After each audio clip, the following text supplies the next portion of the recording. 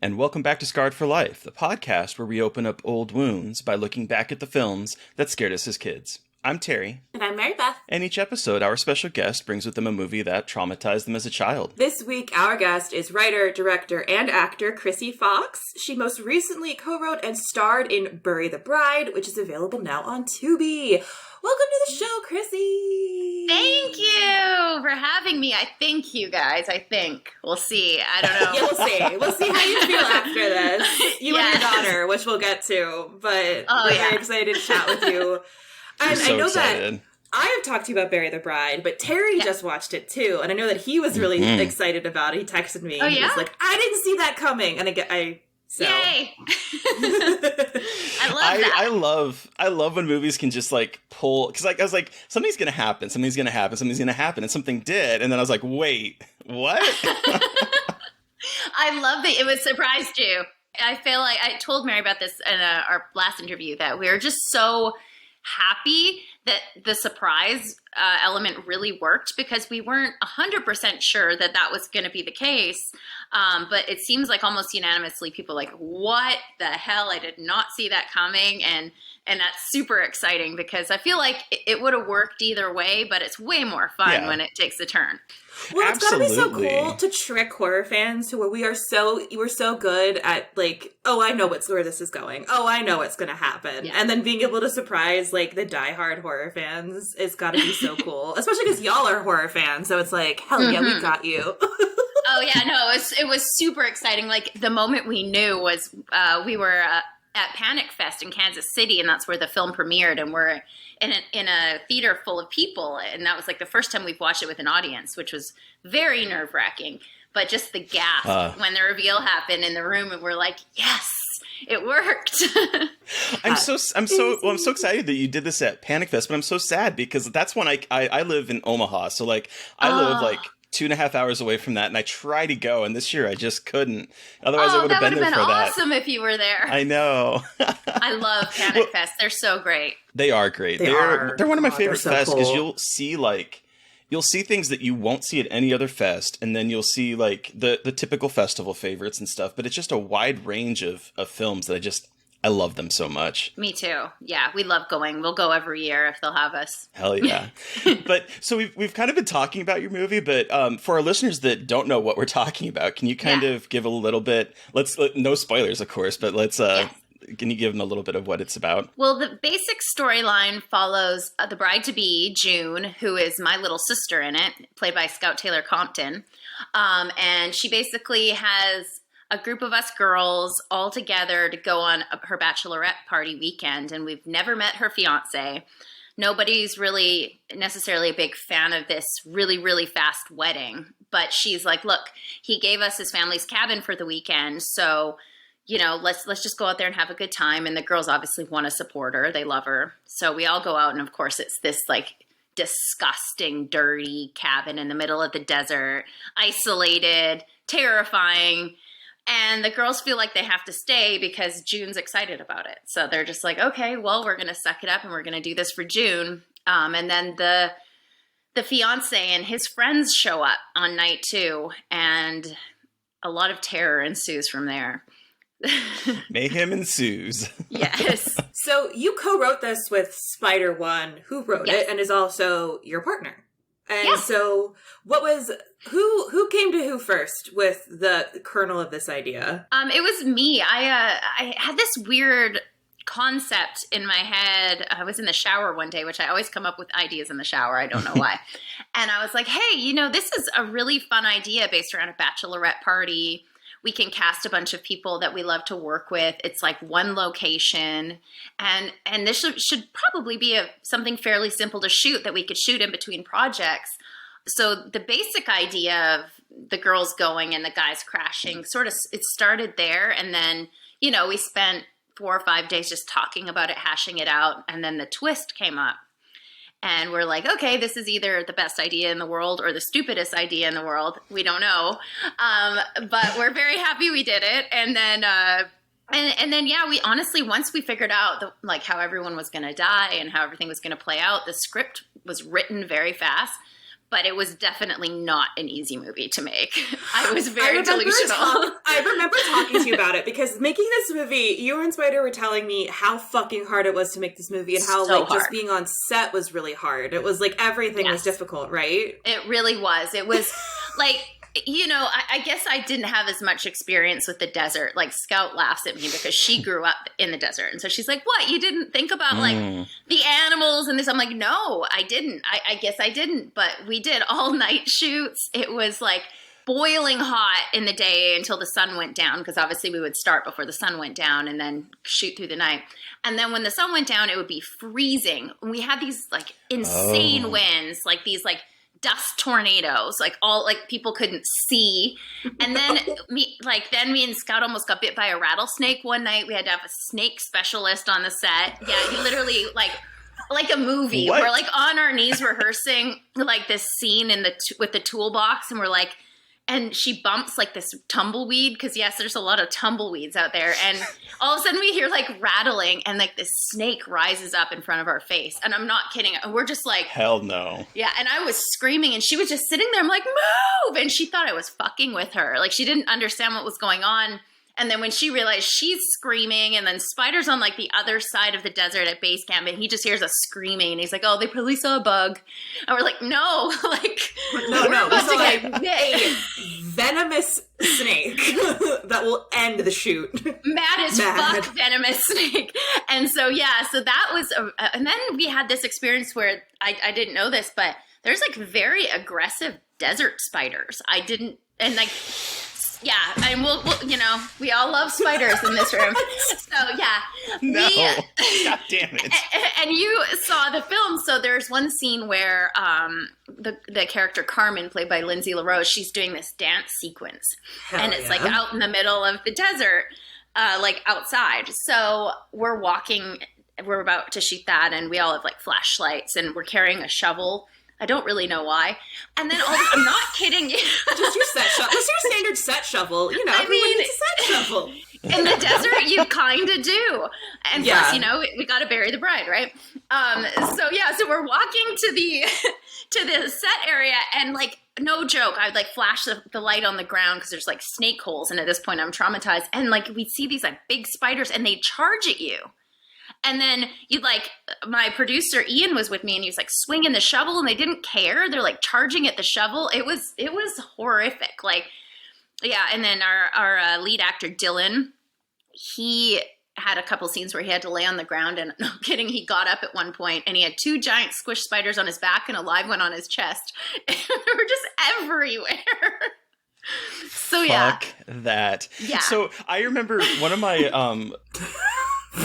and we'll get into this, but like I have a lot of arachnophobia, but like there was someone that I used to work with who was telling me a story that apparently, and it was in a desert, and they were sleeping on the ground in sleeping bags, and apparently because, as you said, it gets really cold at night, the spiders will charge things that are warm, and so you have warm bodies on the floor, and they're trying to like get warm basically, and so they'll charge your body because they see it as a heat source. And so this is making sense from what you're saying as well, because at night and it's cold and you're a warm body, they're running towards you. So they wanted to get inside my skin is what you're saying. This is like basically, even worse. Yeah. Oh my God. Like I can't even tell you. Suit. Krusty's actually made up of desert spiders now. She's just 1,000 spiders in a... Oh my God. 10,000 spiders in a human suit. They're like coming out of my. Oh my God!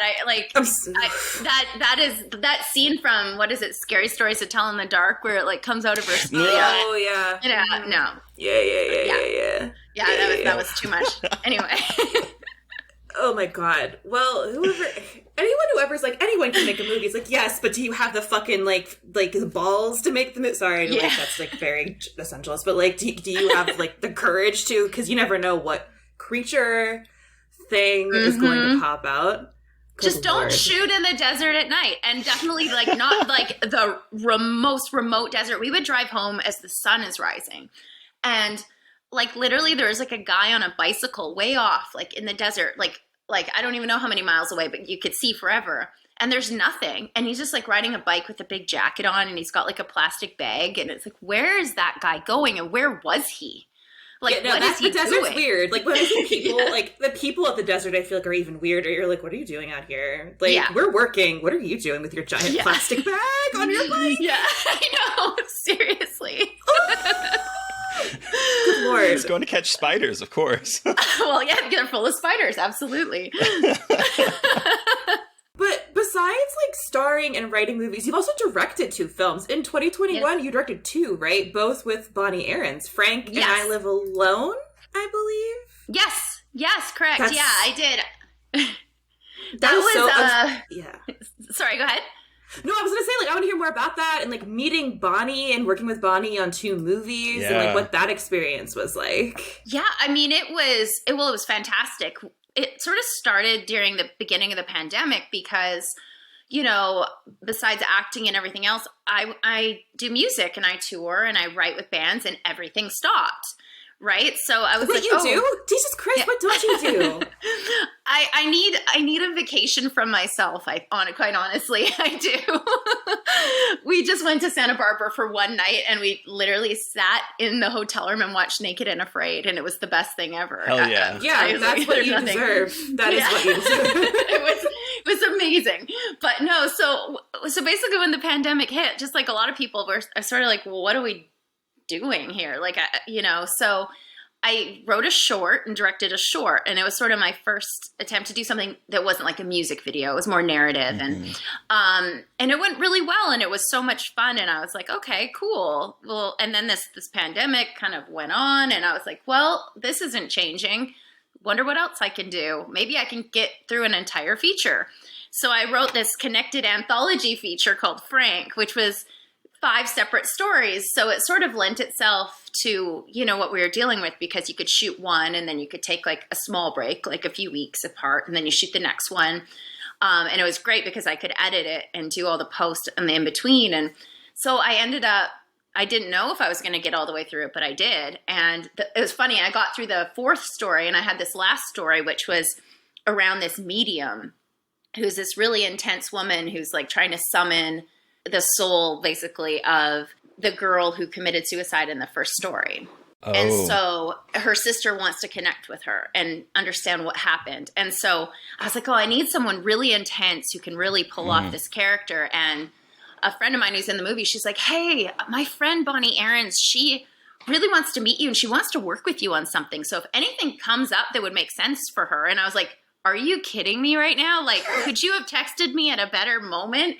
So I got on the phone with Bonnie, and I had about a 4-second conversation, and I'm like, she's it. Like, she dropped like 20 F-bombs in 4 sentences. Like, she's just like crazy. She's hilarious. Aww. Yeah, she's amazing. One time, and she's insane. In the best way, I mean that. She's so in the best way. Yeah, no, she just has such a presence. You could never ignore her in a room. And I was like, that's exactly what I need. And we've actually became really, really, really close friends. She's like my other mother at this point. So we did this, and it was such a great experience. We only worked together for one day. And then I wrote this short right after called I Live Alone. And I was like, hey, Bonnie, I sort of wrote this for you. And she loved it. And she's like, yeah, I want to do this. And it ended up going from being a short into a feature length. So that we did them both in like a year. Yeah, so it was really great. That's and it so was cool. Thank you. And they both came out like a few months apart, so that was kind of intense, but it really helped me get through the pandemic. Quite honestly, it was. I mean, it's hard for everybody, and I was going nuts. So I know how that is. I mean, this honestly, this podcast kind of saved me during the pandemic. It's like to give that kind of like something creative and adding some sort of normalcy to it. Like giving you a better sense of time. Like when you have to have things done, I feel like having a creative thing to at least give you some sense of deadline and like time passing. Because in the pandemic, I feel like time did not mean anything anymore at all. It didn't. Like, there's nowhere to go, no one to see. What's the point of keeping track? And like, what day is it? Yeah, and I mean, I guess like some people took really advantage and they're like, oh, I was on an extended vacation. I took a real break. It was awesome, but I'm just not that person. I'm not good at that. So. You know, and then after that, we did Allegoria, which Spider wrote and directed, and I produced, and I starred in that one. And that was during the pandemic as well. And then you know, we went kind of right into Bury the Bride, and luckily at that point it was basically we're over the whole lockdown situation, which was nice. We actually all were, you know, in a trailer together having a great time, and everyone wasn't afraid of each other, which was fantastic too. You know. So basically the pandemic launched your like directing writing career, because I know that you were an actor before and some stuff and you were doing music, but I mean the pandemic is why we're here with you today with all of the awesome movies and stuff that you've worked on. You've worked on a lot in the past 3 years, like you just saying, like 4 movies now, like that's wild. In like 2 or 3 years. It's absolutely insane. And we've done a couple shorts, and I've done 2 shorts. Spider did 1, and then we're about to shoot our 5th feature on the 19th. We start, which is oh my god, insane. Yeah, we're so excited. We're just like in that final stretch now, and like, you know, here we go. Wow. Jeez. Well, y'all keep busy, that's for sure. Yes. Yeah, it's been busy, but it's been good. And I think it kind of made our daughter this like little horror movie fanatic, because she was on all the sets. She like, since she was 5 months old, she's been just around monsters and special effects, and she loves, like, she had a Freddy versus Jason 3rd birthday party. She's like, this is me. Like, oh my god, that's amazing. That is amazing. Creating the next generation of horror fans. Oh yeah, we just went to Monsterpalooza, and she was just like, because she went the year before, and so she's like, oh yeah, no, I know this now. I've got it handled. She's like, she's gonna be the coolest kid at Monsterpalooza too, like walking around. Everyone's like a kid. She's like, oh yeah, no, I'm scared of nothing. Like, yeah, she's like, I don't care. Yeah, no, she was dressed up as Annabelle, and they're exactly the same size, and they look alike. So everyone was like, oh, yeah, she was so happy. Yeah, she was like, she was repping James Wan that day because she had like her little jigsaw toy, or Billy jigsaw toy. She calls him Jigsaw, and then she's dressed as Annabelle. So she was just all about it. And yeah, we couldn't leave until we said goodbye to every single monster that we had passed through the whole day. So we had to like do full laps to say goodbye to everybody before we left. Yeah, I think everyone thinks she's crazy.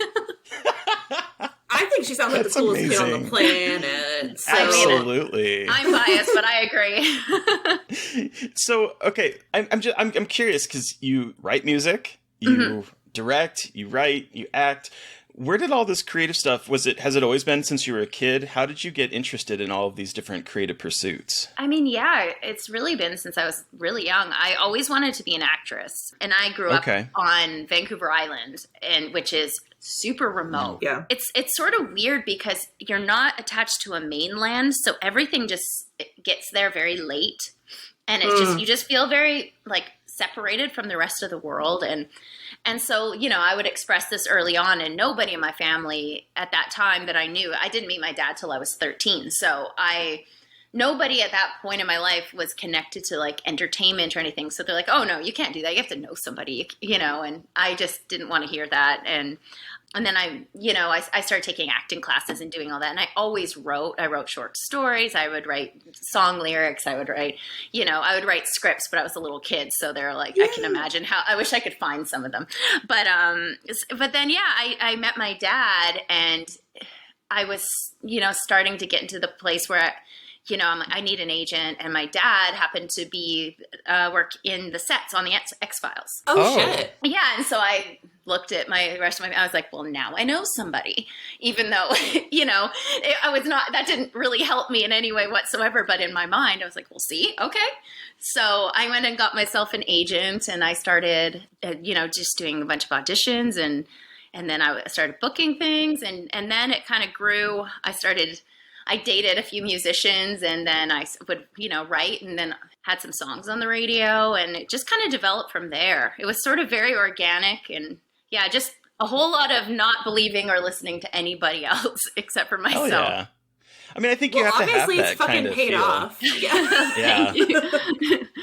Yeah, that's what I would recommend to everybody is like, if you want something, you just do it. Don't listen to anybody else, because, I think a lot of people, from small towns also, they just feel like there's no opportunity. And so just things aren't possible, but that's not true. I mean, look what we did through the pandemic. We didn't think we could make a movie. Like, we're just like, oh no, we have to have a production company. You have to have millions of dollars. You have to, but that's a lie. You don't have to do any of those things. You just have to have a vision and write something that's attainable, and you get a great team together of people that are like you, and you do it. And that's kind of been our motto. We have the same crew for every film we've done. They're still with us. We're just like a little skeleton crew family that's grown a little bit, but it's still, we all do 20 jobs. Indie filmmaking at its finest. But you know, it's a testament to how strong that found family is. If everyone is working on like the same projects with you, like that's amazing. And then 100%. like you just can trust them too. Like that's just awesome. Yeah, we love it, and it just feels so great, and it's very exciting that we're getting close to this new one because we've just been working our asses off the past few months. So we're just like, let's go. We're ready. Just do it today. Hell yeah.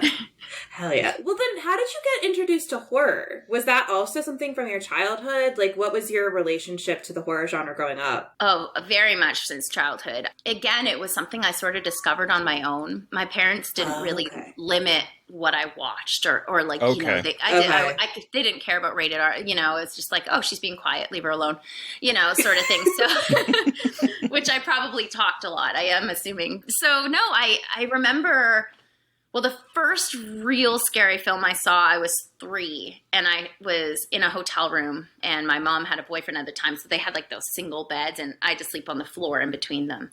And they were watching The Fly with Jeff Goldblum.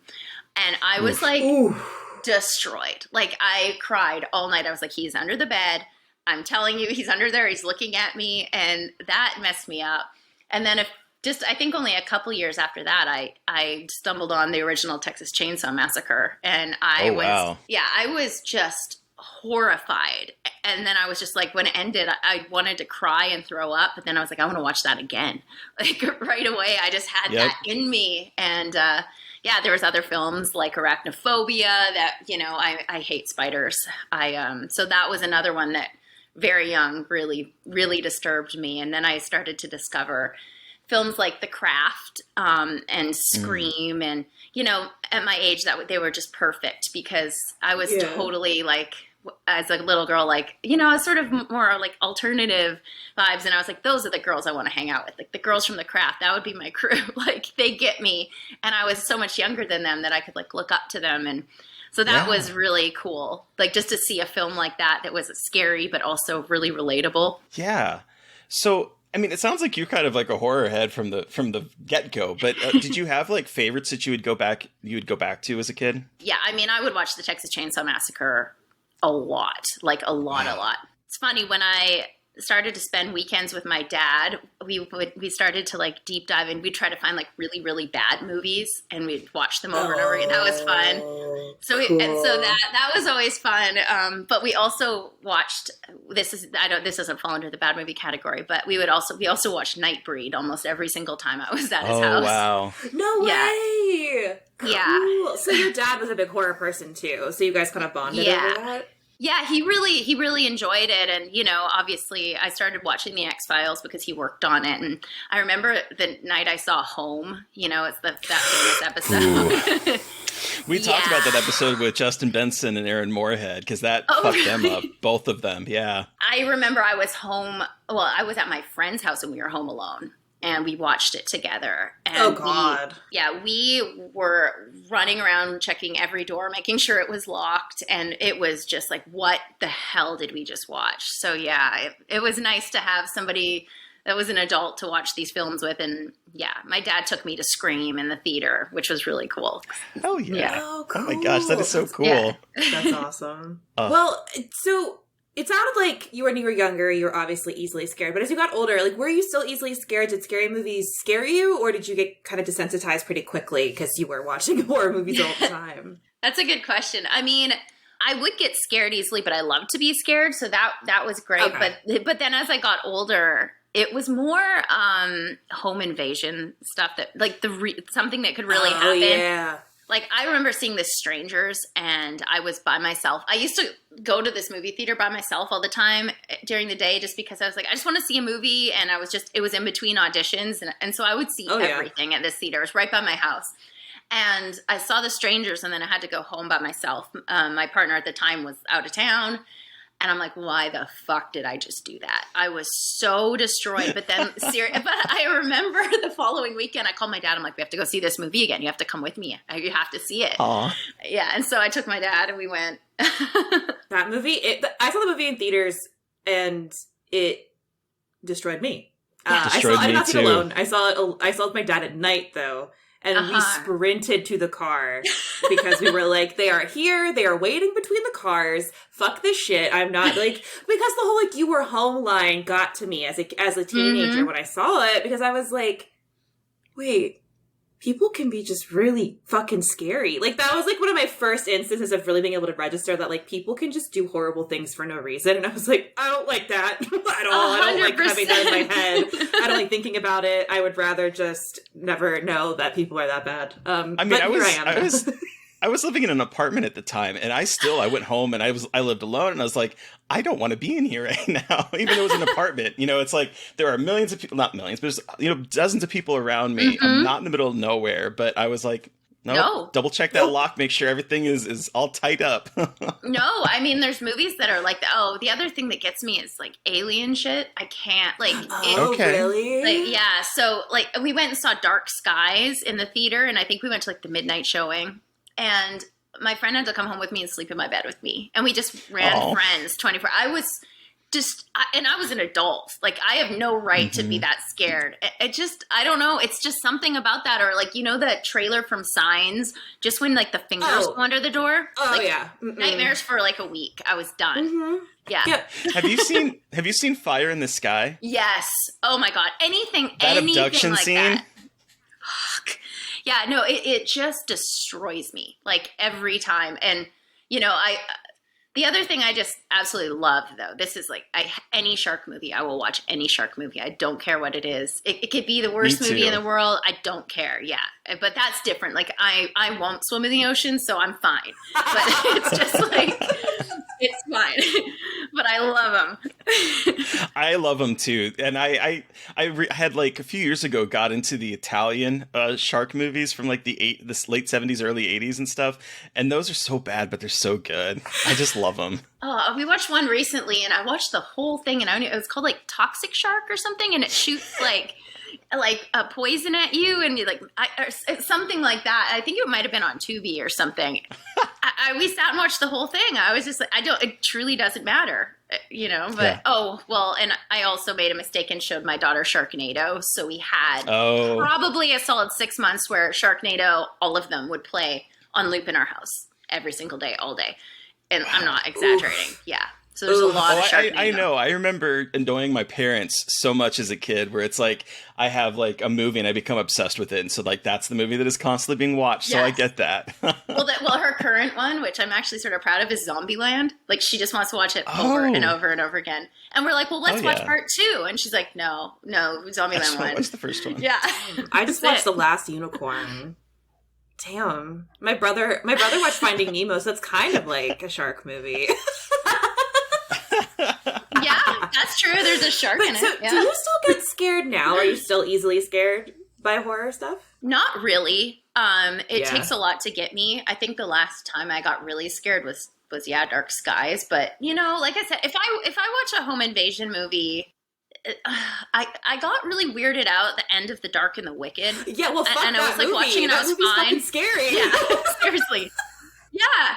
Well, Spider was hanging out with me, and I started watching it, and then he just got up and went to bed, and so I just sat in the dark and watched it, and I was like, no, like this, those last couple of minutes, I was like, this isn't okay, and it's so bleak. Yeah, it's bad. It's good, but it's really hard. It was really hard to get through. Cool. But no, it takes a lot. It takes a lot. Mm-hmm. It's usually, something that could happen to me. Okay, well, so we've talked about your creative work and your horror history, but Krsy, what movie did you bring with you today for us to discuss? Whew. Oh, I'm so excited for Terry. Okay, well, this one, let's just dive. It's Arachnophobia. Okay. Oh yes, it is, guys. We have talked about this in our first episode because this was the first movie that Terry and I ever talked about, because this is Terry's Scarred for Life pick. But we are back with a guest, the perfect guest to talk about this movie with. So if you need a reminder of what Arachnophobia is about, In the film, after a nature photographer dies on assignment in Venezuela, a poisonous spider hitches a ride in his coffin to his hometown in rural California, where arachnophobe Dr. Ross Jennings has just moved in with his wife and their 2 kids. As town residents start turning up dead, Jennings begins to suspect spiders and must face his fears as he and no-nonsense exterminator Delbert McClintock fight to stop a deadly infestation. So this movie is very special because I hate this movie. Let's just throw that out there. But this movie is very special because it is honestly the reason that this podcast exists. It's the reason that I really kind of met Mary Beth. It's sort of like we're now like almost 4 years later, and it's mostly because of this movie, to be perfectly honest. So this movie is very special, but also very hated on this podcast. But I want to hear about you. Take us back. How old were you when you saw this? How did you see this? Why is this your Scarred for Life moment? Okay, well, so I saw this, I was 7 years old. So when I was growing up, my parents would build our houses. Like that was like a thing they did. So we had this like nice house on the top floor, but the bottom floor was like an unfinished basement. Right. And so there's there was areas of it that were still needed, didn't even have proper flooring. And then my bedroom was down there, but it was done. It was like a completed bedroom. And then there's like a little living area that was sort of completed, but it would lead into the unfinished area. So I watched it down there, and I'm not kidding you. We had these gigantic, like I've never seen wolf spiders that would live down there. Fuck them. Yep. Fuck wolf spiders. Yeah. Yep. So I was already traumatized by just being down there and then I saw this movie and I was ruined. Oh my God. And so I already had a deep fear. And then I'm not going to lie, I watched it probably 2 or 3 more times in that short span because I had to see it again. Oh, wow. It really fucked me up. And I don't know, I got something out of that for some reason. Oh, cool. But no, I couldn't sleep. I couldn't do anything because the spiders would come in my room. Sometimes you'd find one on my bed. So it was just, I was so happy when we moved out of that house. I don't really know why that basement never got finished, but they just loved it down there and it was horrible. So that was my first experience. And I had something, I have to tell you guys this story. This is like not related to me being a little kid, but this is, I haven't even told anybody this story. It fucked me up so bad. So I live in Los Angeles, right? So we get black widows here. God. When you're so this one night, I think it was probably a year ago, I was sitting in our backyard with some friends over, and I have these like 2 outdoor cats that just like live in my yard. They're just like stray cats that I fixed, and then I just let them live their life and whatever. Oh. And they're happy. And we were watching a movie on the projector, and they were like around, and I just all of a sudden hear like a cat yelling, like it was in distress. So I got worried that it was one of my cats. So I go get like my chair, and I drag it over to the back area of our backyard where there's like an overhanging tree and some bushes, and I'm like looking over the neighbor's fence to make sure. And I didn't see anything. I'm like, okay, cool, whatever. So I go back down, sit, start watching the movie again. I put my hair up in a ponytail, and I'm like, oh God, I'm so itchy. So it's like, this is weird. Like my head was so itchy, and I didn't know why. And I was like, God, whatever. And I forgot about it. And then I'm not kidding. I went to my room. It was like late. I'd been drinking wine all night. I washed my face and brushed my teeth. And then I went to sleep. And then the next morning I got up and I'm like, I'm still so itchy. I take my hair out of the ponytail. There's 2 black widow egg sacs in my hair up against my scalp. Fuck that shit, I'm out. Yeah. Fuck this shit, I'm out. Just in case anyone wants to know, Terry just left. Terry's left. Terry left the room. Terry's done. Terry won't be... You guys, I thought I had like a fever for 4 days. I couldn't think of it. No. So I'm pulling and they're throbbing, like they're moving. So, yeah. Shut up! So I ripped them one at a time out of my head and I throw it in the sink and I start running water and then they're like going down the drain and then I'm like remembering that water doesn't just kill a spider. I'm like, oh my God, now they're going to hatch in my drain. Oh my God. I am so lucky they did not hatch in my bed. Seriously, all over my hair. God, can you imagine? No, I haven't even, I couldn't even talk about this until right now. It took me a year, guys. It was so bad. Yeah. I'm so sorry. Are the cats okay, by the way? Are the cats okay? They're absolutely fine. So it was some other fucking asshole cat that trapped me. So I would get fucking egg sacs in my, I had this podcast called Bleeders Digest, and it was like this fiction horror podcast, and that was the only thing I did with that is I wrote a story that I had Bonnie Aarons narrate called Spider Lady because of that story. And I've sort of exaggerated it because I had to get it out of my head. I had to do something to like creatively let it go. That is a fucking nightmare. Yeah, it was. Yeah, I'm like burning up talking about it. I'm not kidding. I know, like I'm not really that scared of spiders, but that's not even scared. That's just like the worst nightmare of anyone's life. Yeah, and they're poisonous on your head. And how did I get your hair? Two? Like, that's so fucked up. I won't go to that end of the backyard at night now. I refuse. I don't care. No, neither would I. I feel like I wouldn't even go in the backyard ever. No. I'd be like, nope. No. Fuck that. No, it was horrible. So I know, I'm sorry I was off topic, but I knew I had to tell you guys a story. No, that is I love not it. off topic. I hate it, but I love goes it. deep. Well, you talking about wolf spiders like brings back memories because I live on the East Coast and I grew up on the East Coast and like they're everywhere here too. Like my dad's mom had this like giant spider plant, and guess what? Not a spider plant. I don't fucking remember what kind of plant it was. It was a really tall plant. Okay. A wolf spider just lived in it. No. And everyone was like, oh yeah, he just lives there. I'm like, what do you mean he just lives there? And so like in the house, they just had a giant wolf spider that lived in the plant. Well, they know and it no one bites, really right? thought that was weird. Well, yeah, but they were like, he just sits in the plant. And I was like, does he just sit in the plant? No, he goes out at night and he goes in their bed and he climbs in their mouth, like for sure. Yeah, I can't. And they're so, like, listeners, if you don't know how big a wolf spider is and you feel like you're into Googling it, just Google it. Like, they're bigger. They're big fuckers. They're big. They have long legs. Oh. And I used to go to Girl Hairy Scout legs. camp in the middle of the woods in Maryland, and whenever they were everywhere. And one year, I just remember getting up in the middle of the night to use the fucking outhouse. And there was one just on the door, and it made I don't know if this was real, but it sounded like it hissed at me, and I was like, I wouldn't pee at night anymore. I couldn't do it. Because, like, it was on the door, and, you know, outhouses, the door is right next to your knees. Like, there is not space in there. And he was on the door. I'm like, I'm not going in that fucking thing. Like, that's that spider's bathroom now. Like, no one should go in there. So I also have a story involving a wolf spider because... Yay! Spider cast! My brother, I'm 8 years older than my brother, and... when we were growing up, and I was like, I guess it would have been in like almost college, around college year. And my brother, so we would, at nighttime, my room was across the hall from his, and then the bathroom was on my side of the hallway in the basement. We would sometimes, like, at nighttime, whoever was in the bathroom last, the other person would usually like hide and jump out and scare him. Sure. And this one night I was just like, I'm ready to go to bed. So I was in bed, my brother was in the bathroom, and he opened the door and he was just standing there. And I was like, does he think I'm here to scare him? So I was being quiet and I was kind of laughing to myself. And he was there for a good like 3 minutes. And I was like, dude, what are you doing? And he's like, oh my God, there is a wolf spider right in the doorway and I can't get out of the bathroom. And he was just staring at him. And then we spent like a good 30 minutes trying to find that thing because I went and got something and it took off running, and we were none of us could sleep. None of us could sleep until we got rid of it. No, you have to move. Like, that's it. Yeah, burn it down. Burn the Nuke house, it from space. The only way to be sure.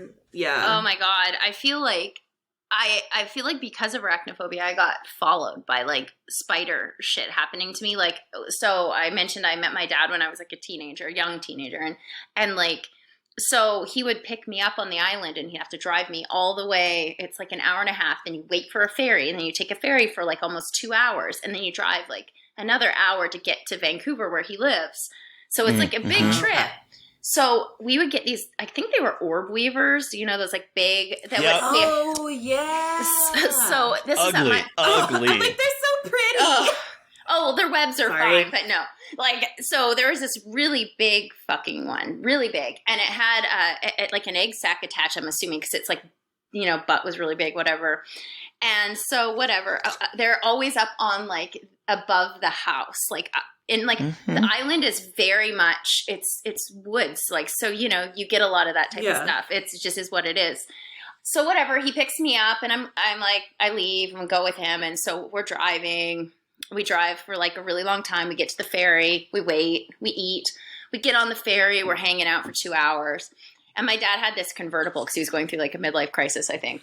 And so we get to the other side of the ferry in Vancouver to drive to his house. And I'm on the freeway and he's like putting the top down. He's trying, blasting music, having fun. And I'm not kidding. I have a hoodie on like this and the fucking thing crawls out of my hood and down my shirt. I think you might be a magnet. Yeah. I think you might. I think that you might have some kind of spider curse on you because I think so. And it's that movie. It's that fucking movie because it didn't get bad until that happened. And so this thing's on me. And so I did the obvious thing anyone would. I unbuckled my seatbelt and I started jumping out of the car on the freeway. Okay. And I threw myself onto the highway. Yeah, of course. No, that's what you do. I'm not lying to you. My dad is driving and holding on to I think it was like my leg. I had one leg out of the car and he was like, no. And he's trying to pull me back. And I didn't care. I didn't care that I was going to die. It was better than that spider being on me. Yeah. Yes. So, Krsy, I feel like we are a kindred soul in some ways, because here's the thing. Again, with my brother, we're driving from going to see a movie. I'm in my car. I'm driving because I'm older and he doesn't know how to drive yet. And so I'm driving my car. We're leaving the movie and my brother just is like staring at me. And I was like, what are you doing, weirdo? And he's like, I don't know if I should tell you or not. And I immediately knew exactly what it was. And we're driving. I slam on the brakes. I put my car into brake and I jump out of the car into, like, luckily it's at night and there's not many people on the road, but I did not care. Same as you. I was out of that car and I was like, no. And he's like, so itchy. Yeah. Yeah. How big was it? I know, my skin. I'm just like, oh my God. It was small. It wasn't that big, but it doesn't matter with me. The size does not matter. In some ways, the smaller ones are scarier because you don't know that they're there. It's true. It's true. So, wait, were both of you scared of spiders before you saw Arachnophobia, or is this movie kind of like the impetus for the fear? Or like a bigger, like a much bigger fear, I guess? I mean, I'll let Krsy start. I feel like I was scared of them. Like, I didn't like them, and I would never touch one. But I think Arachnophobia made me, like, arachnophobic. I didn't think about how they could be poisonous and how they could bite and how they just, like, they're predators. Like, in Arachnophobia, they were, like, banding together and, like, hunting them. Like, it was, like, no, like, I that changed it for me because I was like, no, it's sort of... I don't like snakes either, but I can deal with like I can hold a snake that's not poisonous or something. Same. But they're just like the fact that just I don't know, spiders are so fucking ugly, and they just their whole purpose is to just like bite you and devour just and suck things dry. And I know, yeah, exactly. They drink the blood, like, and I know they like, oh, they kill other bugs. It's good. I don't care. I don't mind other bugs. Let the other bugs, for that. Yeah. The other bugs are fine. Leave them alone, but just fuck off spiders. Like I'm like looking outside now, like I'm freaked out. Spider tapping on the window, like get that. Yeah. So I've always been afraid of spiders. I was afraid of spiders for as long as I have memory. I don't know why, but I've always been afraid of them. It's just a primal fear. I don't even like looking at them. Just the sight of them, even if it's like in a magazine or it's on my phone or anything whatsoever, I don't want to see it. It doesn't matter that it's not in front of me. The image of it gives me fight or flight panic. Like it paralyzes me to my core, and it always has. This movie, though, taught me that spiders can be anywhere and they could be everywhere. And this movie affected the way I interact with the world to the degree that... Because the one, so like, I will talk about my relationship with this movie when I first saw this, but like the scene that I think about more often than any other one is when the sheriff, they're walking through this house and trying to find spiders, and the sheriff is pulling food out of this container. Oh, yeah. And one of his handfuls is there's a dead spider. That moment made me realize any of these boxes of food that are in this cupboard could be holding a spider. I refused to eat cereal after that. I refused to eat crackers, anything out of a box that had to be that you could just roll up and reseal. I would refuse to eat. It got to the point that when my mom would make me cereal in the morning, I would not eat it because she would have it ready for me, and I'd be like, I didn't see what was in there. there could have been a dead spider in that bowl, and I would refuse to eat the cereal. Like, it's so bad after this movie. Between that, I still to this day will not reach up under a lamp to turn it on, to turn off the light. Fuck that. I always have to look down, or I have to plug it into one of those sockets that is connected to like a light switch that I can flick. That way I don't have to do anything. Those are the best. I won't do that. I never really realized until like this watch, the popcorn situation. I don't like having bowls of popcorn. I stay away from popcorn. I've never really cared for it. And I'm wondering if it's because of this movie, because like the idea of reaching your hand into something that, again, a spider could be in is just like, I can't. So this movie literally affected the way in which I interact with the world to an alarmingly embarrassing degree. Well, do you still to this day, like, I check every single pair of shoes before I put them on. I don't care what it is. I've never, or slippers, like I will not. I check my socks and they'll be rolled up. Yeah. No, I can't. I will look in the socks or in the shoes. If it's one that I have not worn in a while, I will take it and I will tap it on the ground upside down to make sure nothing's coming out of it. Yes, it affects me. Wow. Yeah. So, Krsy, were there any scenes in particular that like really stood out to you that really terrified you in this movie? There's plenty to choose from. Yeah, there's too many. I mean, the shoe one was the slippers was definitely a big one. I related so much to Jeff Daniels' character because I'd be that person in the relationship, but like probably way worse. I do like that they always avoided the animals. Like the animals always got away at the last minute, so I got to give them that. But I would say probably that big finale scene where they just start coming from everywhere. Like that's actually, and it's funny. I've thought about this. I'm like, okay, if I got the biggest role of my life with all my dream like actors I'd love to work with, and my favorite director, and it was the best. It was going to change my life, but I had to have something like that, or even a spider on me. I'm like, could I do it? I don't know if I could do it. I mean, I would give it a shot, but I don't know. This makes me laugh at the irony that you're with someone whose name is Spider. I know. That makes, I was like, wait, that's fucking hysterical to me. I know. Everyone's like, but no, and everyone knows this about me. And it's funny because I have two brothers, two sisters. They're all younger than me. And my youngest sister, she is the same as me because she was the only other kid who had a room in the basement. And I swear that was the problem. Oh. And so like literally there was this one time I looked at her and it was like, oh, there's like, I think it was like a piece of fuzz in her hair. And I was like trying to see what it was. And she's like, what? And she just started screaming. So I started laughing because she wouldn't calm down. And then she was like crying, like tears running. She's like, I would never do that to you. I would never do that to you. And I was like, I didn't even say anything. You have fuzz in your hair. Calm down. But my friends know that like if they're going to tell me that there's something there, the first thing out of their mouth is it's not a spider because I will do the same thing. If they're like looking at my hoodie or something, I will just throw it and I'll just take off running. Oh yeah, I had a married couple in the back seat and he went to say something like that and he didn't preface that and I almost crashed the car and his wife she's like, you know better, you fucking know you don't do that to her. But my little sister was in my car. It was a few years ago and you know, I always keep like one of those this is one of your fears, so this is really interesting. One of those gum, like packs of gum that are like the jumbo container that you pour out in your hand. So whatever, she's like, can I have a piece of gum? I'm like, of course. So she's like pouring it. No joke, she pours it. A spider comes out of it. Yep. With the gum. Like, and so that's the first thing I thought about when you said that. You're cursed. Yeah. You're got the spider curse. Right there. And now you're with someone named Spider. Yeah. Your spider is everywhere. And I've ruined my kid too. So that's great.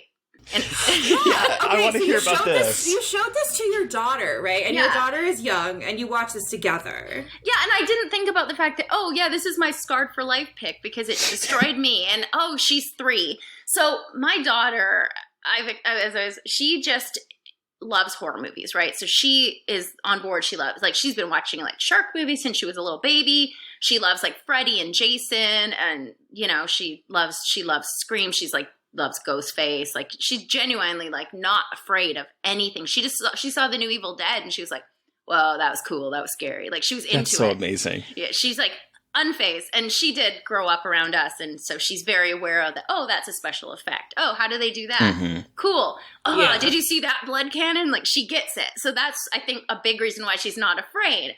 So I'm thinking, oh, like, Arachnophobia is nothing. She can okay. I think I passed along my spider thing to her, and she was already afraid because, you know, like I said, we do spray for them and stuff, but LA, especially like California, you get black widows. Like you just do. So, you know, you warn your kids, like, you know, there's webs, just come get me and we'll make sure that they're not, you know, on your playground or whatever. You just always have to make sure.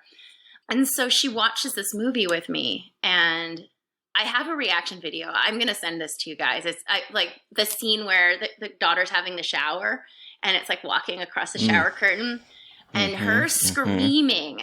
She was just like devastated by this movie. And I was like, oh my God, I wrecked my kid. And then 2 nights later, it was like super late, and I think we were up watching a movie, so she fell asleep in our bed. And she's like, and so we're just like sleeping, and she wakes up screaming, and she's like, they're everywhere, there's spiders everywhere. I'm like, no, there's no spiders. And then she's like, they're on your face. And I'm like, so then of course I'm like, what? And then she's like, no, they're under your skin. And I'm like, stop. So she scared me. We're all scared. And so now I'm like, okay, so no spider movies. I cannot show that kid another spider movies ever again. Like, I've wrecked her. And I feel they're so under bad. Your skin. Kid, you can't do that. I love when kids say weird shit like that. You're like, I have to be calm here, but that's the worst thing I've ever heard in my life. I know, and I'm like scratching my face, and I'm like, yeah. And so I told her the story about like the spider eggs, and she was just like, I'm like, yeah, exactly. That was real. So yeah, I've had to reassure her that black widows and spiders in general do not like to be in the house, which is a lie. Black widows don't, but spiders do. But it's fine. So, the scene that you talked about the end of the movie where they're all literally coming down on webs, that I think was like, I was not okay through this entire movie as I'm like, you know, realizing, okay, spiders can hide in lamps. They can hide in my food. They can hide in popcorn. They're everywhere. They're literally everywhere. Yep. Oh, the other thing is when John Goodman, who is so good in this movie, by the way, but when he is so good, when he is like exploring the house and like he reaches behind the toilet seat and he's like feeling for spiders, and there's one literally right there. Yeah. And he like pulls a handbag. He's like, there's no spiders here. That also fucked me up because I'm like, they could just be hiding from me. They're literally anywhere in this house. They could just be poking around the corner going, he can't see me, is what I'm thinking, right? And so my entire life, I've had 2 recurring dreams. One of them is my teeth just dissolve, like they kind of crumble in my mouth. Same thing. That's one. And I know that's like an anxiety dream, and I haven't had that in a very long time. I really had it bad in college. But like the other dream that I've had since I was a little kid, well, since I saw this movie actually, is a lucid dream. So if I was sleeping on my back or on my side, it'd be a different variation of it. But it would always be, if I'm laying on my back, I'd be looking up at the ceiling, and the ceiling would be just covered in spiders, and they would just start descending on me, on top of me. That's my first dream. And it's in that lucid dream moment, and I would jump out of bed, I'd run over to my light, and I'd turn it on. Of course, I can't see. I'm wearing contacts. I have really bad vision. And so I'd be like squinting to make sure that there's no spiders on the ceiling. That'd be the number one. If I was sleeping on my side, I would always sleep on my right side and be right next to where my nightstand is. I would dream that there is like a big spider, like the general spider in this, that is right on the side of something, and it will hide behind my iPad, behind my lamp, behind anything that's on my desk. It will just hide there, and I will be firmly convinced that there is a tarantula or some giant spider that is there, and I will not be able to sleep for the rest of the night. These are the 2 recurring dreams that I have all the time. Well, you know what that means? That means you, like, subconsciously, you actually did see a spider there, and it's warning you. Don't say that. I'm just kidding. I totally made that up. I was like, new fear unlocked. New fear level of fear unlocked. How could you say that? Yeah, I know. But me. I would never do that to you. I would never do that. My sister knows it too. She's like full crying. Oh God, you guys would love her. She might be worse than me. Yeah. It's bad. So my first time watching this, and this is why this is my scarred for life moment. So again, I was afraid of spiders. I would have been 10 because I was trying to figure out when this movie came out, and I saw it on VHS, and it looks like it came out in 1991 on VHS. So I would have been 10 when I saw it. Sure. And I remember my dad saying, "Hey, I got this movie. We're going to watch it tonight." And I was like, okay. And then he's like, it's called arachnophobia. And I was immediately like, but I was like, okay, I gotta be strong. I gotta be, toxic masculinity. I gotta, be brave and just, I can handle this. I can take care of all of this. This will be fine. Be a man, Terry. Yeah. Right, exactly. Be a man, 10-year-old Terry. Yeah. And so we sat there, we watched it, and again, it's like all these scenes are like terrifying me. Yeah. The pulsating egg sac, the fact that, there's all these little spiders, the fact that they flew in spiders from New Zealand to film with this, and they're so big and they're so ugly looking, they're so terrifying.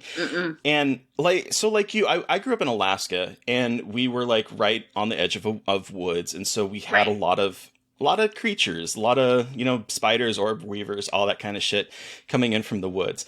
And so by the end of this movie, I remember the movie ending, and I was just sitting there just staring at the screen, just like frozen in fear, not realizing that the way my house is set up, we have a living room. There's like stairs going up to the second floor, and there's a loft. And there was a loft hanging over the living room where there's like a balcony you could look down.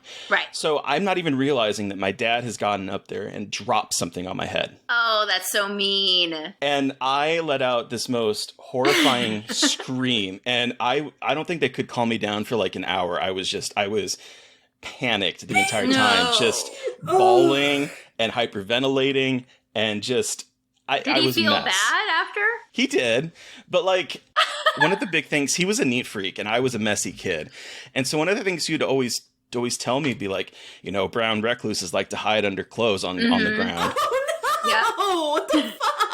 I would get that too. Yeah. When I was a kid, he would use all of my clutter as a thing. There could be spiders hiding there. You gotta, kitty. She's just like all over me, and I keep getting itchy. I'm like, stop it! Funny. I'm so sorry. Just going, it was the funniest thing I've ever seen. I was like, surprise cat. What's their name? This is Witch. Oh, yeah, Witch. Yeah. So cute. A floofy voice. Oh, she's just like all over me, but it's like she doesn't know that I'm so itchy right now, and her tail's like tickling me. I'm like, stop. And you're like, gotta stop, buddy. So you cannot do this right now. It's like not the time. So my dad would use that against me, and it drove me. I'm now realizing as watching this, like he was just trying to get me to clean up, not not trying to. But I'm like, that's mean. But it's true. It does. Yeah. It does give them a place to go. Like the cleaner it is, the less places. I mean, it's true. Oh God. Ugh. Yeah, it's horrible. Wild. That's so. I don't love spiders, but it's fascinating hearing y'all because I have never been that scared of spiders. Well, when we call you to come catch one, I remember my other sister when we're all scared of them, like my whole family. I think it must have been that house, but she was if you had lived amongst the wolf spiders in that basement, I'd probably be way scarier of spiders than I am today. It was the worst place because already being scared and then seeing arachnophobia and being like, yeah, no, that's what they're gonna do to me for sure. It's happening, and it was. But did you find it was funny? Rewatching it again. John Goodman's like it's weird because it felt very serious and very scary until he came on, and then like the tone totally shifted, and I was like, his theme song that much, His theme song whenever he comes on the screen, it reminded me like watching it now reminded me of like the way Dewey had like his theme song whenever he would show up in like the Scream Dewey's theme. This reminded me of that as I was watching this sort of like I'm a cowboy, and it's very silly almost. Yeah. But this movie's always billed as a horror comedy, and aside from him and aside from jokes the characters will sometimes say, no comedy. There's no comedy in this. This is a fucking nightmare. It's not. Yeah, like none of it is funny. No. It's all very real and very scary. Like Eight-Legged Freaks is kind of funny because they're so big and so silly, and like the whole premise is so silly. But this, it's like, no, these are like big but normal sized spiders for the most part, and it's like not and just that lots of them. Yeah, and they're real. They're not like that's and they're real. Yeah, they're not like supernatural. There isn't some weird thing to them. Like they're just really weird, fucked up spiders from the middle of nowhere, and that's terrifying. And again, like it's not. None of the jokes, like none of the deaths are played for jokes. They're all like really tragic and sad. And like it's all terror. Yes, it's all so fucking sad. Yeah, that's why I was like, weird. I don't remember him being so comedic in this for some reason. And then I was like, But I think I just was traumatized. I just shut off that was trying to be funny. I just was like, no, this is like a serious problem that he needs to handle right now. Yeah. Oh my God. I love his character. And as I've grown watched more movies and everything, I just love John Goodman though. Yeah, I he's so appreciate him so much. Me too. He's so funny. And he's just like such a good dude. And I love him in this movie. Yeah. And I also just love Jeff Daniels in a cute like dad outfit and a little like mini dad mullet. alert. Like, Jeff Daniels is a hottie, a hot dad in this movie. And I do love how the boys, like this is so silly, but like the boys are like, ew, a spider. And the mom and the daughter are like, ooh, a spider. Yeah. I don't know why that's like kind of funny to have the guys just being like, absolutely not. And the women are like, what do you mean? It's just a spider. And that's more common. I feel like that's more like the mom, they'll call the mom to kill the spider, usually. Not in my house at all. But other houses, yeah. I mean, my dad he was not afraid of them as I was, but he did not like spiders, and mom was the spider killer. Most of my friends are women, and they know that if there's a spider, they take care of it. They know that if there's a snake, I will be there and I'll help them. But if it's a spider, they will take care of it. Well, I think that's important. I mean, I remember my sister had just had a baby and she was like, she calls me and she was like crying. And I'm like, what's wrong? And she's like, there's a spider on the ceiling. I need someone to come kill it. And I'm like, well, like I live very far away, right? Like I'm the worst person for you to call. And also, I was like, wait, are you next door? Like, no, what the heck? I live she did it one time too. Oh, this happened to my sister multiple times. So we had this cat growing up and she was home alone. She was still a teenager and I'd moved out and was living far away again. And the cat, I guess, well, she comes upstairs and there's a snake in the hallway of the house upstairs in our house. Jesus Christ! And we figured out in the woods. I know. And then really lived in the fucking woods. In the fucking woods. Like, if you've seen Twilight, like that's where I'm from. Like it looks, that's it. Oh, okay. Yeah. There's like nothing. So anyway, she sees a snake and my sister's like bawling and then it like slithers into the linen closet. And she's like, so again, I'm the Not first person. anymore. Yeah. Just kidding. Well, then again, she's home alone. I'm the first person she calls. And I'm like, well, what the fuck am I supposed to do? And she was crying so hard she couldn't calm down. And we realized the cat had brought it in from outside and dropped it. And was like, yeah, I'm done with this. And so it's just like a mad snake in the house. Yeah. So this is like a thing. But I think it's where I'm from too. I think it makes it so much worse. Like, yeah. You know. I love cats so much. I have 2 cats, but they really sometimes just make the worst decisions. They make horrible decisions. Horrible. Like one time, my cat, when I lived in a really old, gross place in a city, he would like bring me cockroaches that he caught. Aw, that's so nice. And like on one hand, I'm like, oh, thanks, bud. On the other hand, like he thought he was so proud of them. He's like, look what I caught. I'm like, I hate that this is in my house. Yes. But thank you. But was it dead at least? It was. Oh, that's good. But it was huge. It was huge. And I did not at that point know how big they had gotten in their house. But, you know. Oh, wow. But, you know. Yeah. Don't like it was fine. It was all fine. It was fine. He loved you. That's all that matters.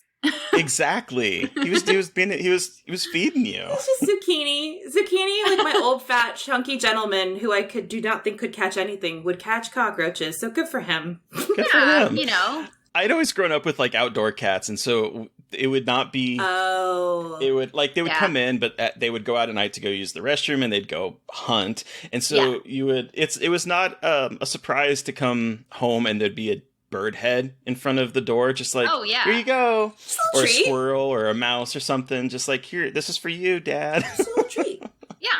It's like, well, you know, you can't hunt for yourself, so we have to bring you food because if you're going to starve and we want you to eat. And it's like, thanks, I guess. But at least they do. Like my cats don't care about spiders. Like my cat that passed away, he was amazing because he wouldn't eat the spider, but he'd see it and he'd just like put his paw on it, squish it, and be like, yes. Like, thank you. So I just find like a dead spider every once in a while, and I'm like, okay, he's got me. Like my cats now, they don't give a shit, like at all. They're just useless. At all. I have so many stories involving spiders. And at work too. I used to live at work in this really shitty building, and there was one time the way that I was in like an area with 4 desks and with 4 people, and the desks would be in different corners, and we'd turn around and we would sit there and chat with each other. And there's one time where we were just chatting, And one of my coworkers just jumps up, runs, and stomps his foot in the middle of the ground. And everyone was like, "What the fuck was that?" And he's like, "I didn't want to worry. I didn't want to worry you because again, everyone knows I am not the person to go to for spiders." There was this big ass spider, like probably this big, and it left a splotch on the ground when he stepped on it. That means it was full of poison and eggs. Exactly. Did it pop?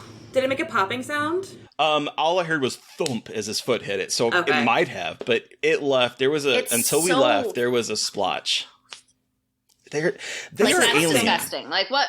It was full of blood or something. I don't know. Like I asked my daughter because I was curious because I was doing this. I'm like, well, what part of the movie was like the scariest to you? Because you know she's hilarious. Like I want to make an entire YouTube channel of just her reaction videos when she watches movies. Like she's like the woman in the theater that's like screaming at it, like no, you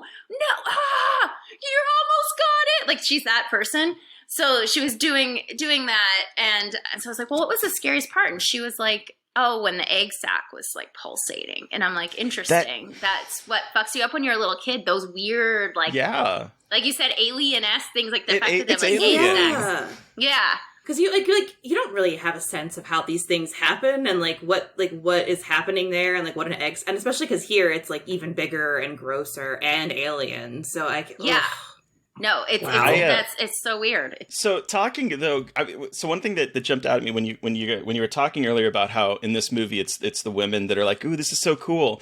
Yeah. As I was watching this, I was like, they are the reason that this whole thing went down, because what do? They take that spider and instead of killing it, they bring it out to the barn. Thank you. And then we get this really funny, it's subtle, but it's really funny crisscross between the married couple going, we got to christen the house, and then the spiders christening the fucking barn. And it's because they drop that spider out there and the spiders are like literally fucking on screen. Like it's like, ah! I'm like, this is the reason. Oh my God.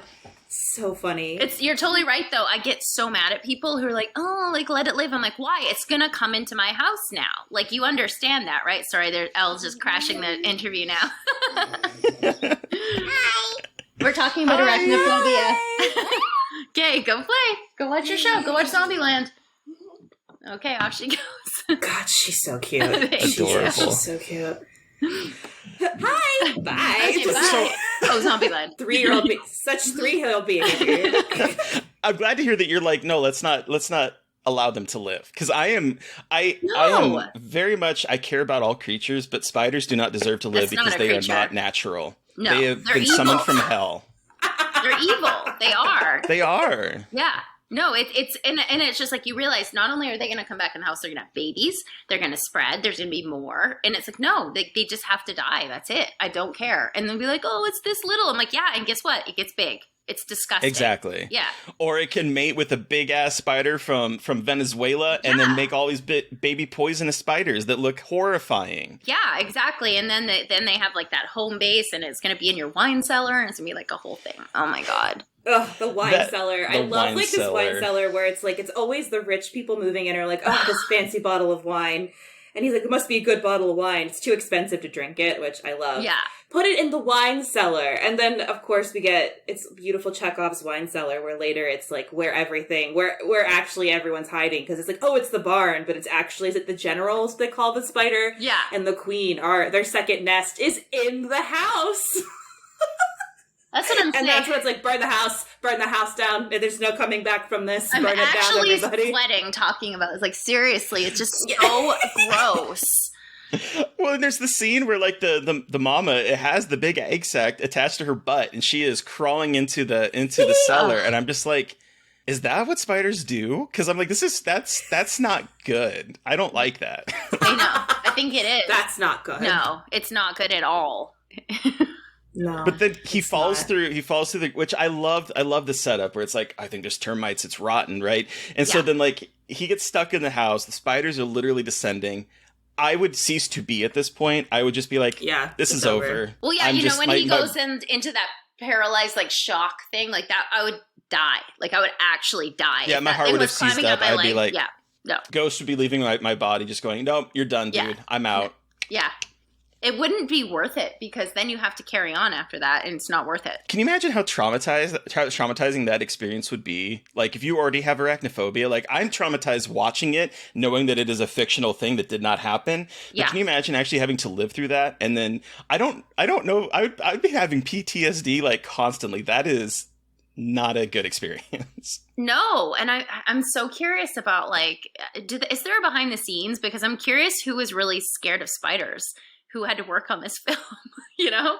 Yeah. So I do know. So like, there's a little bit of fun behind the scenes stuff because they had to fly over 300, and they're called Avondale spiders from New Zealand, and they were chosen for their large size, social life, and harmlessness to human. And their social life. Like, they got a great because, like, you know, a lot life. of spiders, because they're creepy and they'll just hang in the corner of the room and they'll just sit there. So I guess these are more active. Oh God, that's even worse. Like, I know. And so the spiders are tested for friendliness with human, and the ones that were a little bit okay around humans were the ones selected for filming. And the way that they got them to do what they wanted and hit their marks was they used lemon pledge. Because they didn't like it, and so they would draw tunnels of lemon pledge to lead the spiders, and then use a blowing hot air, like a hair dryer, to like send them down the path. And that is how they got them to meet their marks. Everyone, arm yourself with lemon pledge and hot air. I know. I'm gonna go to Amazon and just order. I would just pour it everywhere. Seriously. But that's the one thing that the one thing that I did find was that the cast actually adopted a number of the spiders and were not afraid of them in any way, is what this Wikipedia part on production says. And then after cut was yelled on the set, the cast would stop screaming and say, "Okay, be careful, don't step on that. Don't forget about that one over there." Wow. And I'm like, no, I can't. That's so cute. Aww. That's so, I love that for them. Because then, no. I mean, someone's gotta love spiders. It's true. I guess. No. Yeah. No one needs to. I do love the Foley work in this, and apparently the sound effects of spiders being crushed was done by stepping on mustard packets or potato chips. Oh, God. That's actually cool. That is cool. I love learning about that stuff, about like how they make, and Foley artist work is so cool to me, like how they make certain sounds. It is amazing. Oh, yeah, just coming up with like weird, like, yeah, if you have to figure out like, oh, if these spiders make noise, what do they sound like? Or, you know, just, it's so fun. Yeah. Like, oh, it's wild. Yeah. Well, the other thing that like that I never realized until I watched this, because this is only the third time I've ever seen this movie, and the second time was for our very first podcast episode recording, where there was just Mary Beth and I, and we were talking about this movie and Poltergeist, and that was the second time I saw it. So this is the third. But the thing that I realized as an adult is the way that this is structured like a slasher. So like, there's like people getting killed by the spiders, and everyone's like, who's doing it? At one point, everyone in town thinks it's the new doctor that is called Dr. Death that is killing his patients, but it's kind of a mystery for them. I mean, we know what's going on, but like in a true slasher, they kind of just, they pop out, they kill, they go, and people are like, what happened here? And so the fact that I think it's so interesting to me that this movie is basically like a slasher with baby spiders, and I think it's kind of cool. Yeah, no, that is really cool, though. The whole slasher thing, that's so much fun. I mean, I guess. Still. So you've only seen it 3 times. So you don't like to torture yourself. You're not like me. Like, that's a weird thing I do, that I like things that really bother me. I watch it over and over again. It's funny because like movies that actually do scare me, I will watch. I've historically watched over and over again, but this movie just, I couldn't. I watching this was it last night? No, it was 2 nights ago that I watched it. Watching it, I was literally sitting there like this through most of the movie, because even though this is only the 3rd time I've seen it, I knew what was happening. Like, I have this movie memorized, and I don't know how, but I'm sitting there and I'm like, okay, there's gonna be a spider coming up here, and there's one scene that I missed. And I can't even remember what part it is, but there's a part where like you think there's gonna be a spider, and then there's not, and then it jumps out. And it's a jump scare. Mm-hmm. And I was like, I forgot about it. So I'm like this, and I was watching with my roommate. She'd be like, okay, they're gone. And I would put it down and it'd be okay. And that moment I put it down and it jumps, and I literally like yelped. I jumped out of my chair because I was like, I remember every single part of this movie, but I apparently missed that one little jump scare. But yes, I can't. This movie, this will be the last time I will ever watch this movie. I am done with this movie. Yeah, I'm not gonna lie. It's been a long time for me. I had not watched it in a long time. Like, and you know, we talked about the sleeping bag thing. Like that first kill in the movie, it was because he went into the spider went into that guy's sleeping bag. Mm-hmm. Huh? Why do people camp in the desert? What's wrong with them? Why do people camp? Yeah, thank you. I agree. I swear to God, that's the reason I'm with spiders, because I was like, do you like camping? So he's like, no. I'm like, we're fine. We're going to be fine. We don't like anything. Wait, we're going to be great. Yeah, it's fine. No. My husband and I, we're not camping people. Yeah. My family is really into camping, and I did it a lot as a kid. Mine too. And I tried really hard to be into it, but like I just could never. I was too scared of the dark. I'd seen too many horror movies. It was just like, it was too much. And also, it was the spiders, it was fucking uncomfortable. Yeah. Yeah. Yeah. I hate it. I don't get it. I don't understand. It's like that, or like hunting and fishing, things like that. It's like, I don't want to kill animals. I don't want to do that. And I don't want to camp. Like, that's it. And I don't want to, I don't want spiders near me. That they're everywhere. No. Yeah. That's fair. No. Yeah. Fair. Yeah. Oh. Well, do we want to wrap this up and give this our rating out of 5? Sounds good. All right. Terry, how many Chekhov wine cellars out of 5 do you give Arachnophobia? I mean, I hate this movie. Like, this movie is technically well done. Frank Marshall directed it. Mm-hmm. Great job. Cinematography's great. Music is fantastic. The acting is really good. It has really good actors in it. It's really effective. It's very scary. So if we're looking at it in terms of being super effective, it is a 5 Chekhov's wine cellar movie.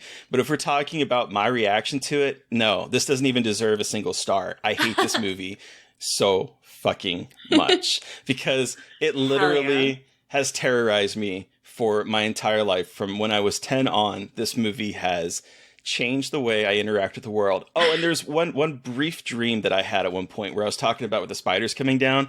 There was one time where I had a cat when I was growing up. His name was Feisty, and he would sleep in the bed with me. And there was one time where he was sleeping on my chest, and I was having the lucid dream, and they were coming down. And I scooped him up, and I threw him off the bed to save him.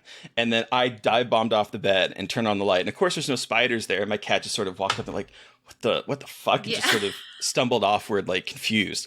But this movie has totally affected the way I live my life, and I hate it. So that is my all over the place rating of this movie. What about you, Mary Beth? Well, I actually saw this movie the first time when we talked about it for the first time. I was aware of it, but I just had never seen it, but I was never that scared of spiders. But I think it's a really well done movie. I love the writing.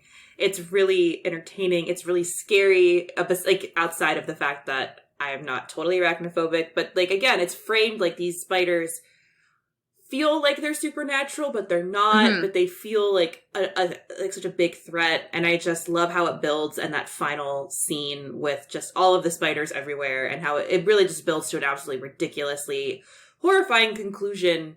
And I think it's got to be, and also Jeff Daniels is just very cute as Spider Daddy in this movie. Yes. So I'm gonna have to give this 4.5 Chekhov's wine cellars out of 5. Krsy, you have the final word. How many Chekhov's wine cellars out of 5 do you give Arachnophobia? Well, I think that this film needs to be rated on its effectiveness, and it does its job. I also think that there's never been another spider movie that is thus far, hopefully someone can top it, that's ever done anything like this that's been able to top this film that's even kind of as scary. Maybe people are just too scared to even make one, which I don't blame them. So I'm going to give it 5 because it's hard to watch. It's still to this day. I saw it when I was a little kid. I mean, it's been around since 1990. How's someone not topped it, but they haven't? So it deserves 5. Hell yeah! I can't disagree with you. Although what's interesting is that I have a problem because Christopher Landon, who is a queer director, I love him, is apparently remaking this movie. I heard this. And so the queerness in me and my love for him is like, I want to support him, but then the other side is like, I don't, unless they're CG, because I don't know if, is this the same way with you, Krsy? Like, CG spiders don't bother me. It's real spiders. Yeah, CG stuff in general, I don't get that scared of. It doesn't matter what it is. Same. Other than, just, I feel like if they could do it like they did in Jurassic Park, where like the dinosaurs look so fucking real. But yeah, no, they have to be done with, I hope if he's going to do it, that it's with real spiders. It's going to be way more effective. It would be incredibly more effective. Yeah. But like, because like I was thinking, because Eight-Legged Freaks, I think is a good. I enjoy that movie. Yeah. I think it's funny. It doesn't really scare me. But again, they're all animatronic or CG spiders, right? And so it's like it doesn't bother me. But the real ones do. And so I'm like, is he going to use real spiders in this, or is it going to be CG? And I'm like, part of me is like, I kind of hope he does do CG, so you then can I'll be able watch to see it. Yeah. Yes, but also I think the reason why arachnophobia is so terrifying is because they're real spiders and they have presence and they are there. Yes. Exactly. 100%. I think, well, if they do use real spiders, I think we should watch it together over Zoom and then we can see how we do. Oh, Metaphorically hold each other's hand and get through the experience. oh. You're not going to be able to hear anything if my daughter's in the room because she'll be yelling over us the whole time, but that's fine. Hey, that'll be good, like a good tension breaker. Yeah. A good tension breaker is her yelling at the TV. Yes. Well, thank you so much, Krsy, for joining us and putting a nail in this movie. This is 100 and who knows how many episodes later, and some guest has finally brought it. We can cross this movie off. You can move on with your life. Move on with my life. Hey, will the nightmares stop now? Maybe you'll just dream about getting eggs packed in your hair. Oh, you're good. You don't have it. You're fine. Exactly. Your beard. No hair. In your beard. Yeah. No. Oh my God. Where can our listeners find you? Are you on social media? And what do you have coming up that you can share or talk about, or whatever you want to plug? Yeah, you can find me on Instagram at Krsy Fox, KRSYFOX. I'm on Twitter as Knee-High Fox. And I'm on Facebook as Krsy Fox, or my production company is One Fox Productions. And we have a new film that is going to be coming out probably the top of next year or maybe late this year called Little Bites. We're going into production. We're shooting on the 19th of June. And it follows a young widow who I'm going to play that has a monster that lives in a bedroom of her house. And she's allowing him to slowly eat her alive because if she doesn't, he's going to go after her 10-year-old daughter. So it's very disgusting. And it's basically a metaphor for being a parent and how trying to protect your children can slowly destroy you. But it's a really gross, scary metaphor. That is so cool. Thank you. But no spiders, so that's okay. You can watch it. Hey, I'll be fine. I'll be fine. Yeah. I can't wait till one day, Krsy, you make the ultimate spider movie as like your ultimate act of trying to get over your fear, or like saying "fuck you" to spiders. I cannot wait for it, and I want your daughter to star in it. Right? Oh, she's got to. Well, hey, you never know. Maybe I feel like if I got the right role, I'd be like, you know what, this is my moment. I have to do this. You know, and it'll be a great story about overcoming and just You're braver than me. Because like I remember thinking like when Fear Factor was on the television and I would watch it and be like the physical stuff is like I would have a hard time with it. It's like, but I could do this until they get to the part where like there's a spider or no way. I'm like, nope, I couldn't, and I'd just be, I don't care how much money is at stake, I'm walking away. I can't do it. No, so. I swear like having a kid, like this is, most people think about real things when they have a child, and I think about, I'm like, okay, now I love this thing so much. Like if a spider was on her, or if I had to grab a black widow, I would have to do it, and I would do it for her. And those are the things I think about, I swear, because of arachnophobia. I'm like, okay, and I think about scenarios with spiders, and I definitely have given my fear to my kids. So that's really bad. Like parenting fail number one right there. It's really sad. And I'm sorry, Al, when you're going to grow up and be like, you know, why? And this is the moment. Well, you know, if that's the one thing. Yeah. You know, there are worse things too. A healthy fear of spiders. Yeah. She's not scared of anything else so far, so that's good. There you go. Yeah. But listeners, you've heard from us. We want to hear from you. What was your experience with arachnophobia? You can send us an email at scarredforlifepodcast@gmail.com, or you can reach out to us directly on Twitter. I am at MB McAndrews. And I'm a Gaily Dreadful. And of course, don't forget to follow the podcast on Twitter at Scarred Podcast. And please don't forget to review, rate, and subscribe. And if you want to help us, we are on Patreon. Yay. Thank you to Eric Power for our artwork. Thank you to Sean Keller for our music. Thank you everyone for listening. Please stay safe out there, but most importantly, stay creepy.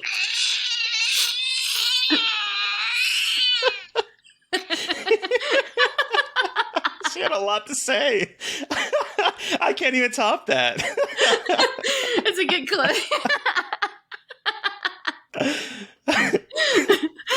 Yeah, she's insane. And that's Witch.